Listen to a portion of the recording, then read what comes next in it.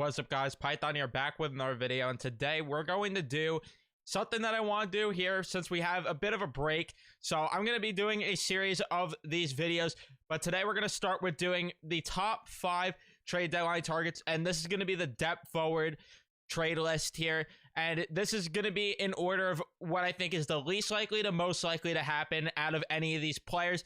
And do I have any inside connections as to if these players are even connected to the Rangers? No, I do not. But I'm going to just list off some names and hope that at least one of these guys, maybe two, becomes a New York Ranger come the trade deadline, as we are still a month away from the trade deadline, a month from today, I believe, actually. So going to be interesting to see who the Rangers go after, who they end up targeting. And again, this is a deadline where I'd like for them to buy low, but let's see what happens with that. But before we jump into this, remember to leave a like on the video if you do enjoy. Subscribe if you guys are new, especially if you're Ranger fans, and especially if you're interested in this type of video, because we're going to be doing a series of this. I have a list of top 5s for the trade deadline coming up, so be sure to be on the lookout for those and turn on your notifications so you know when I upload those videos. But let's talk about it. The first player that I want to talk about is Jake Evans, who has 2 goals, 9 assists for 11 points in 43 games played this year. He's under contract still for another 3 years right now, so he's going to end up being here beyond this year, but I would not complain if he is here beyond this year, because he would be your perfect 4th line center if you keep him around beyond this year. The only question really with him right now is there's a bit of an injury concern there. He's on IR right now. I don't know how long he is, but you're getting a great defensive forward here if you end up picking up a Jake Evans.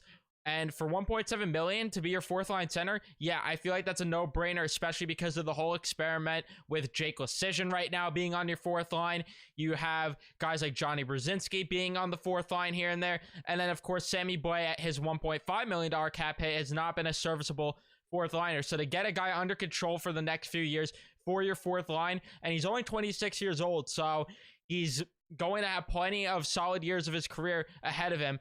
I think it's a no-brainer to do if you're the New York Rangers. But again, there's a reason that he's number 5. It's because I think he's the least likely candidate of them all to land with the New York Rangers. But we will wait and see what ends up happening there. But the next target that I wanted to talk about is a little bit of a kind of, well, I mean, this is kind of underrated players here. So another underrated player that I think that the Rangers could maybe look at for their bottom 6 is Vinnie Hinostroza from the Buffalo Sabres. Buffalo on the bubble right now of making the playoffs, not making the playoffs, but they have no use for Vinnie Hinostroza. He's played some games in Rochester. I think he's currently with Rochester right now. So yeah, Buffalo has no use for him, but the Rangers could really use a guy like him in the bottom 6. He's another guy who is just great defensively, could help you kill some penalties here and there. In 19 games played, he has 8 assists for 8 points. No goals, unfortunately, for him thus far this season.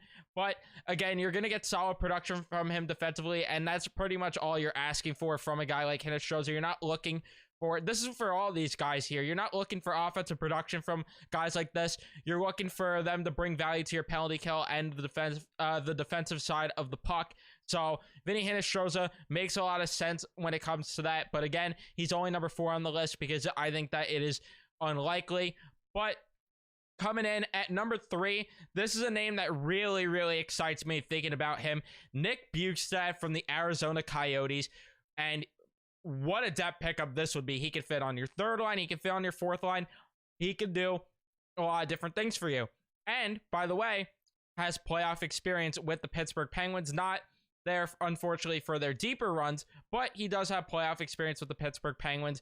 And what has he done for the Arizona Coyotes this year, you might be asking? Well, he has 11 goals and 10 assists for 21 points. Not bad there at all for a guy that would probably be on the 4th line of this team. And again, playoff experience before, not a ton of it, but he does have it. He could play center, he could play on the wing, so you have a little bit of versatility there. So yeah, Nick Bjugstad would be a huge acquisition for this team. And crazy that the guy was drafted in the 1st round at one point, and he's ended up being a role player throughout his career. And hey, it hasn't been so bad for him. He had some sprouts here and there where he went on to have 40-point seasons and everything, and we haven't seen that since 2017-18 with the Florida Panthers. I doubt we're going to see, he might reach 40 points this year. There is a chance he does, as long as he plays consistently. But when he does get dealt at the deadline, inevitably, he's probably going to have a lesser role. So I don't know if he's really going to reach the 40 points, but you might get some solid point production still from a Nick Bjugstad, and he would fit the fourth line great as well. And again, could even play on your third line if you wanted to put Filipino maybe on the wing, or if you wanted to play him on the wing on the third line as well. You have some options there with a Nick Bjugstad. And knowing Gallant, he's going to be in the top 6 if he ends up being acquired, but that's a whole different conversation for another day. Coming in at the number 2 spot, we have probably, this is arguably my favorite of all of them. You have Nick Bonino of the San Jose Sharks. What could I say about Nick Bonino that hasn't been said about Nick Bonino before? Well, let's start with this. He has cups under his belt with the Pittsburgh Penguins, so you're getting those cup-winning pedigrees there from a guy like Nick Bonino. And in the 15-16 playoff run for the Pittsburgh Penguins in 24 games played, had 18 points. That is absurd for a guy who is considered a depth piece, and he was a big part of that HBK line that they had over in Pittsburgh. So, just saying there. And he has experience. He has experience this year in 48 games played. He has 17 points, 9 goals, 8 assists. So, yeah. What is there not to love about Nick Bonino when it comes to everything? Oh, and the guy kills penalties at an absurd rate. He's really high in the percentiles when it comes to the penalty kill, and he's going to help this team out a lot when it comes to that aspect of the game, which they desperately need help in. And another guy, you could throw him on the third line, you could throw him on the fourth line, but again, knowing Gallant will probably be in the top 6. And I'm pretty sure he's also dominant in the faceoff dot, which I should have had this more prepared, but regardless, yeah, how could you not want a guy like Nick Bonino? Yeah, over 50% in the faceoff dot. Not too bad there at all.